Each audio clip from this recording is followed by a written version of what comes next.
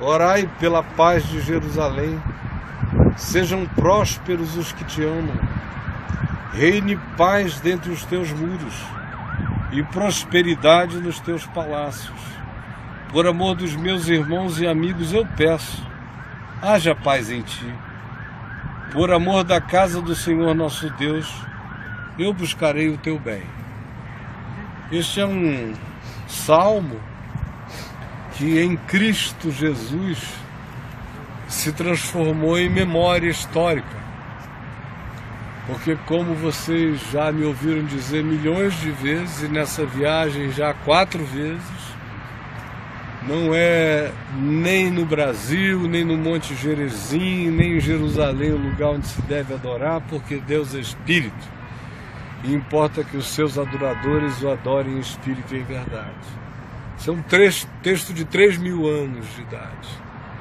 3.000 anos antes de chegar esse que nos ensinou que quem quer adorar ao Pai, adore em Espírito. E se alguém quer um lugar bom para adorar o Pai, entre no seu quarto e fale com o seu Pai que está em secreto. E o seu Pai que vem em secreto lhe responderá. Um texto escrito 3.000 anos antes de Paulo escrever aos Gálatas, no capítulo 4, dizendo que Jerusalém, a Jerusalém terrestre, gera para a escravidão, que ela se transformou numa espécie de Agar espiritual, que produz filhos da escrava, filhos da escravidão. Essa Jerusalém é só uma tipificação empobrecida da Jerusalém que nós aguardamos, que vem como noiva do Cordeiro, noiva ataviada para o seu esposo.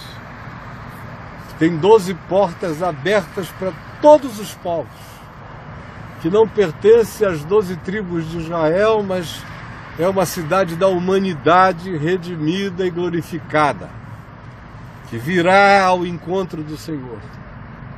Aqui, no entanto, atrás de mim, está o lugar da maior concentração de fenômenos humanos extraordinários.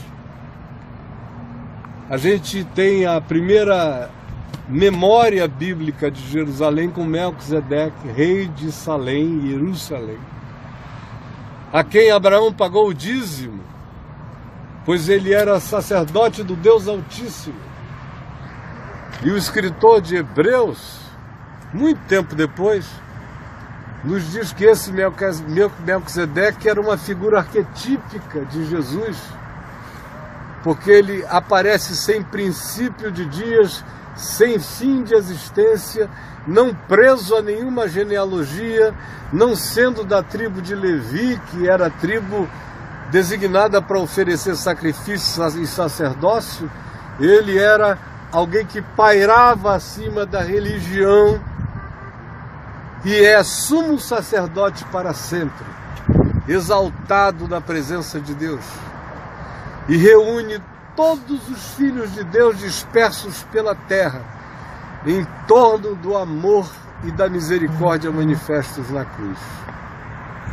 Eu digo isto e venho a Jerusalém, e venho a Jerusalém, e venho a Jerusalém com o encanto de sempre, porque ela me traz ao coração as melhores memórias do passado e me traz ao coração a melhor esperança do futuro. Eu não cultuo pedras, mas eu amo a história que cresceu aqui e amo a esperança que brotou aqui. Porque se aqui é a cidade da morte do Cordeiro de Deus que tira o pecado do mundo, é também o lugar onde ele ressuscita de entre os mortos. Ele morre fora da cidade e ressuscita fora da cidade. Mas é ele mesmo que olha para Jerusalém e chora. Não daqui, ali da frente. Nós vamos estar lá, no Monte das Oliveiras, no Dominus Flevit, um lugar onde a gente vê com proximidade a cidade. E ele chora, dizendo: Jerusalém, Jerusalém, que matas os profetas e apedrejas os que te foram enviados. Quantas vezes quis eu reunir-te, como a galinha junta os seus pintinhos debaixo das suas asas, mas vós não quisestes.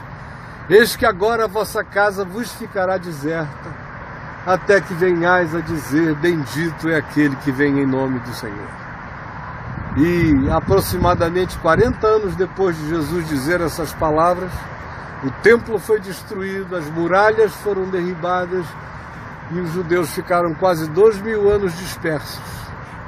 É Lucas quem diz que até que o tempo dos gentios se completasse, Jerusalém seria pisada por eles e seria objeto de toda sorte de contradição. É Paulo também quem afirma, no capítulo 11 de Romanos, que Jerusalém seria objeto de contradição até que chegue aquele dia quando o véu do entendimento obscurecido seja tirado e todo Israel perceba quem é o Messias enviado da parte de Deus, que já nos foi designado e que habita no coração de todo aquele que crê e que acolhe a todo aquele que crê e acolhe até aquele que não sabe dele, que por razões mais diversas não conseguiu perceber, nem crer, nem teve a informação. Porque, como diz João no seu Evangelho, no capítulo 1, ele, Jesus, é a verdadeira luz que, vindo ao mundo, ilumina a todo homem. Ele é o Salvador de todos os homens, diz Paulo escrevendo a Tito. Ele é o Salvador de todos os homens, especialmente dos fiéis. De modo que é um privilégio crer nele, celebrar o nome dele, ter tido esse entendimento por misericórdia dele e viver na compreensão do Evangelho segundo nos tem sido ensinado e ministrado, e esse é o nosso privilégio. Nós, no entanto, nos irmanamos com o povo de Israel, porque, como disse Jesus, a samaritana, lá no Monte Gerizim, lá em Siquém, a salvação vem dos judeus. E assim como a salvação veio para os judeus e vem para os judeus, o juízo também vem e veio. De modo que há um equilíbrio enorme em todas as coisas. Do povo de Israel veio esta luz que nos iluminou. E hoje vem dos gentios, como o profeta Isaías tinha dito, Jeremias, Ezequiel, Amós. Chegaria o dia em que viria dos gentios a luz, que também iluminaria Israel. Hoje nós estamos aqui celebrando a alegria de entrarmos por um portal. Nós vamos entrar por um portal. E vamos ver e sentir e discernir e perceber coisas que muitas vezes só podem ser percebidas em loco e aqui. Eu tenho certeza que a maioria de nós vai voltar para casa de modo absolutamente diferente. Não só e não por causa das pedras, mas por causa da palavra viva, que vai nos iluminar a compreensão e o significado do que nós estamos fazendo aqui. Israel não é o centro do mundo, do ponto de vista escatológico, mas é um dos sinais importantes do significado do que aguarda o planeta no futuro. De modo que não dá para dizer que Israel é o principal sinal da volta do Senhor, mas também não dá para deixar de dizer que não é um sinal importantíssimo. E o que acontece nessa cidade repercute na terra inteira e repercute em dimensões espirituais que estão para além da percepção da maioria dos humanos. É na alegria de Jesus que disse aos discípulos, quando no cenáculo, passando aquela curva, andando-se para o lado de lá, seguindo-se na direção do Monte Sião, onde havia um cenáculo, no qual ele tomou a última ceia com os seus discípulos num lugar emprestado e lhes disse: hoje eu tomo esta ceia convosco, mas como eu anelo da chegada daquele dia na qual nós todos tomaremos essa ceia juntos. Não mais um grupo de poucos, mas o grupo de todos aqueles que creem nesse nome e todos aqueles que são cobertos por essa misericórdia e por essa graça em toda a terra. Antecipando aquele dia, por aqui, Rio, a Ciro, a Xerxes, a Alexandre o Grande, a Ptolomeu, a Antíoco Epifânio, que sobreviveu aos Césares, aos imperadores de Domiciano, às loucuras dos Neros e dos Calígulas. Obrigado, Senhor Jesus, por esse povo que, espalhado pela terra, não perdeu a identidade e não perdeu a esperança, às vezes sem foco, porém presente. E obrigado pelo legado que nos deram, o legado da Bíblia, amém, o legado do Novo Testamento, que vem de judeus.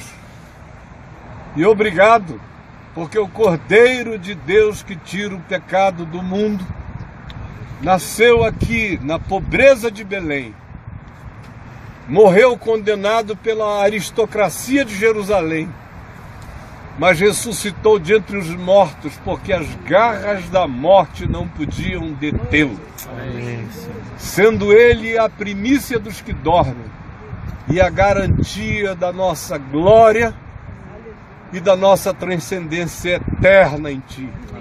Recebe o nosso louvor, a nossa alegria, o nosso aplauso, em nome de Jesus. Amém. Amém. Que Deus nos abençoe. Amém. E que esses dias sejam cheios do Espírito Santo. Amém. Em nome do Senhor. Amém. Amém. Amém. Quando eu falei em aplauso, eu falei mesmo.